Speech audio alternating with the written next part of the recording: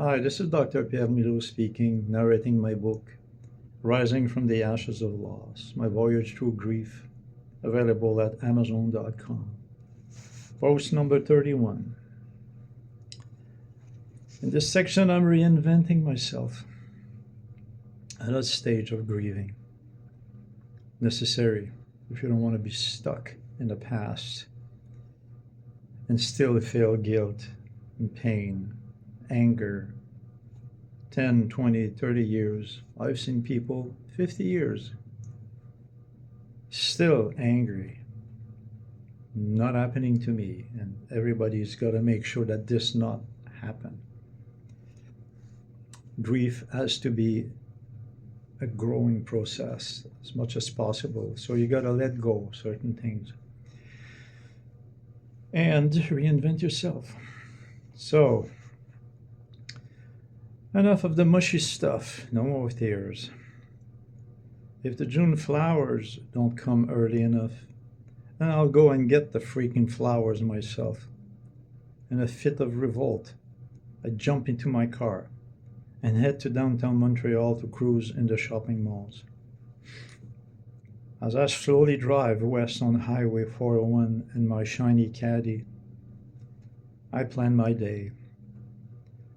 First, it will be a nice fedora hat. Then a suit complete with all the fuss that goes with it.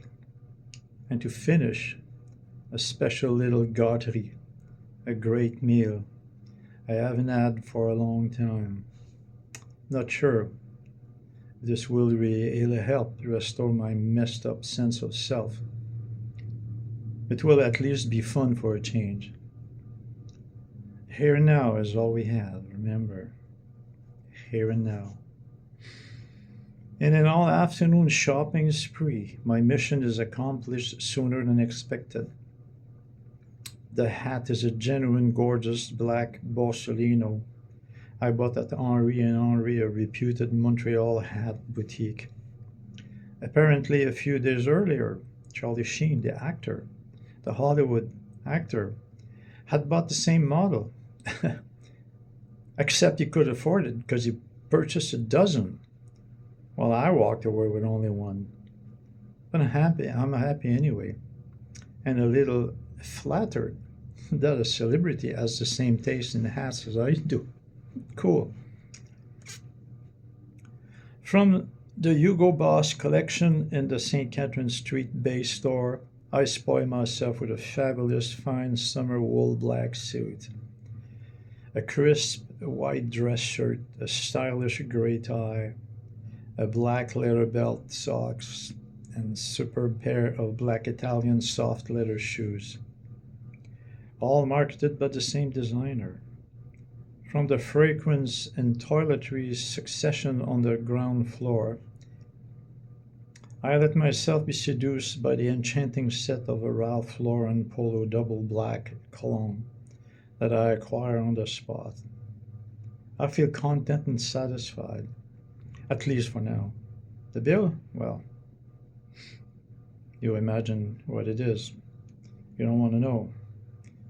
And I hope I won't feel a little silly for having spent all that cash later on when I think back on my little escapade. But tomorrow is tomorrow. And if I wake up feeling crummy and in the dumps, then at least I'll look great in my new treads and I'll smell like a Prince Charming. Now on to my next little treat. As I exit the store, I'm like a predator sniffing its prey. It's a beautiful summer day, and even though I'm lost in the sea of humanity going about its business in a massive traffic jam with restless cars driving honking impatiently on St. Catherine Street, it is not exhaust fumes I smell, but the fresh, invigorating air of spring. It must be in my head, but who cares? I'm happy and hungry. My antennas are widely deployed as I'm magnetically attracted towards my destination. I can only think of one thing: food. With determined steps, holding a couple of plastic bags containing my take of the day, I eagerly made my way on St. Catherine Street, barely paying attention to the massive amount of retail stores crowding the avenue. Even the attractive girls showing off their new spring wardrobe and their sexy legs do not deter me from my mission. Well, a little I might add, not dead after all. But my quest for grub is stronger for now.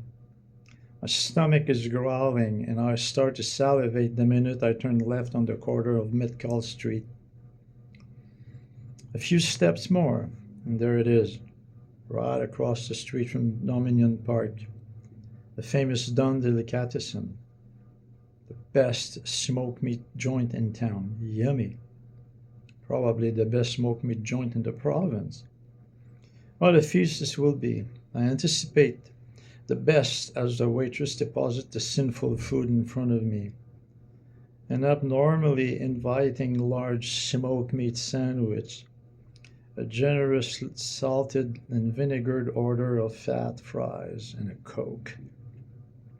All the elements of a healthy meal for a growing boy. Awesome. With greasy fingers, I gulp the whole thing like a pig. And to hell with clogged arteries and tight pants belt. Who cares? Never did a meal taste so great. Good day. Now,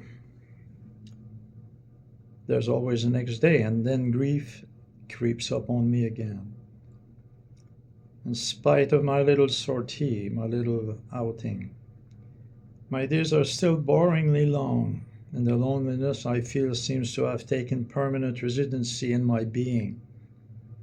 So, in an effort to pull out of my rut, I decide to renovate the kitchen in my little house. Something I've been meaning to do for a while now.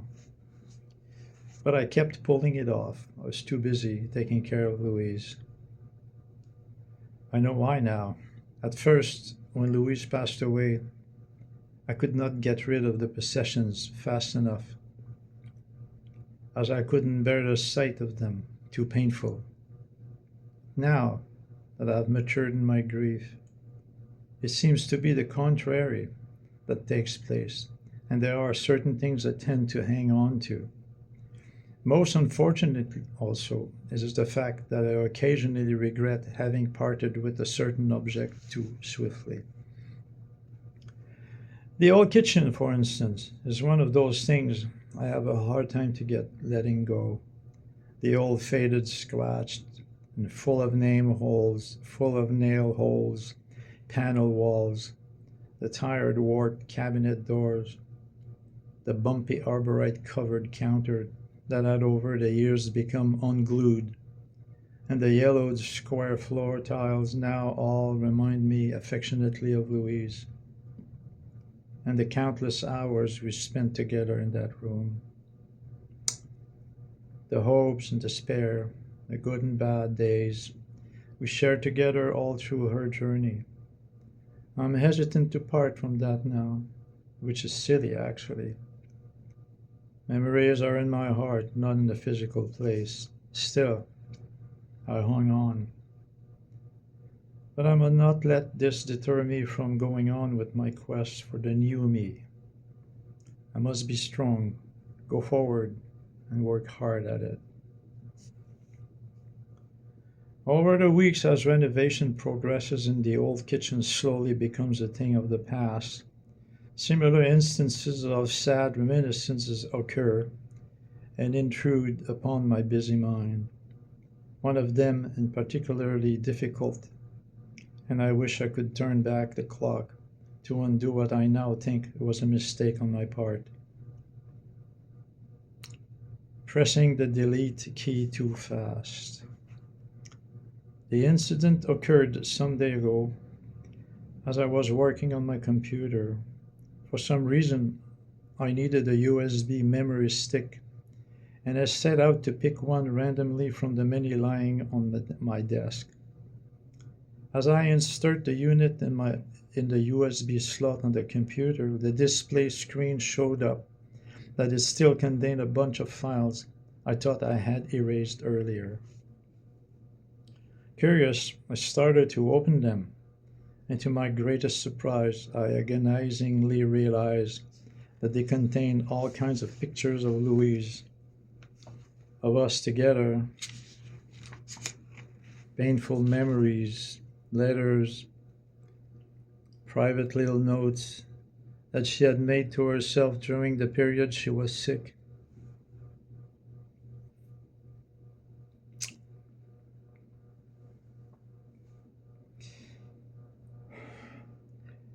As I read hesitantly, I could not help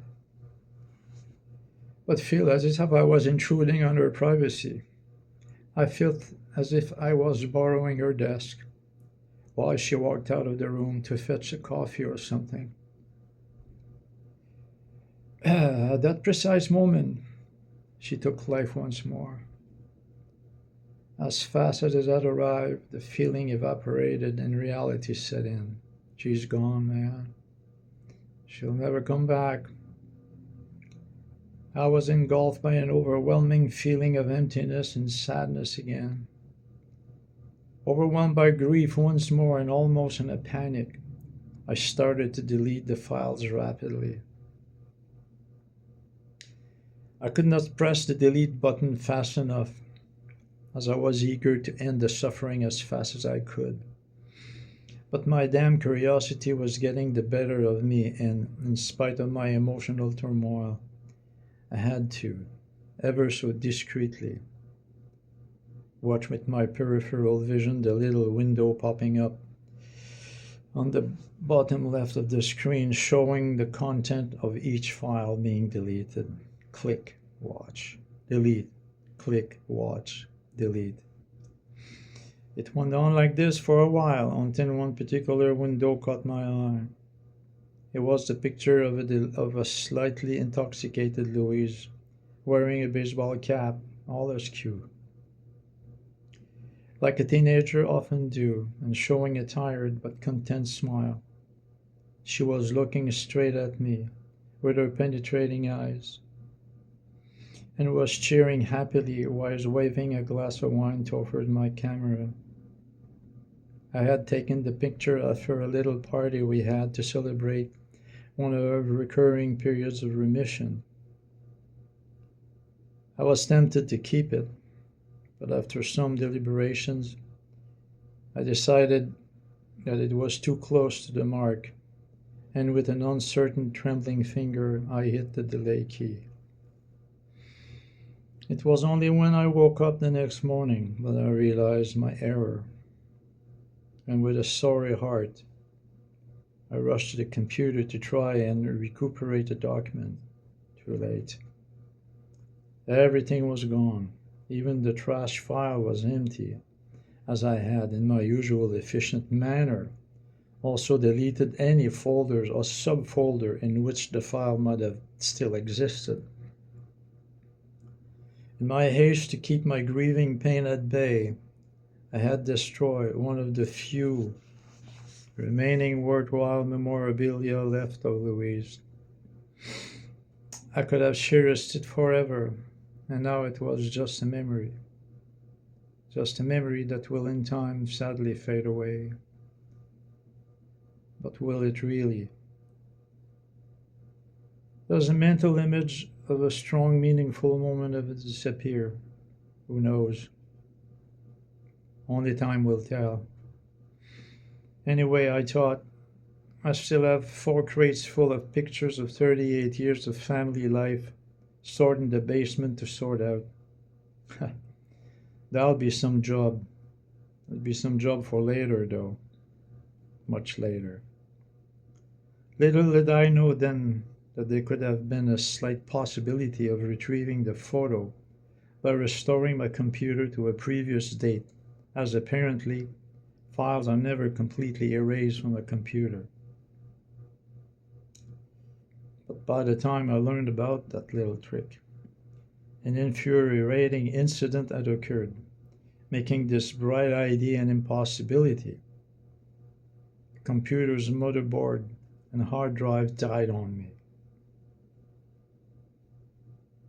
Was that a coincidence?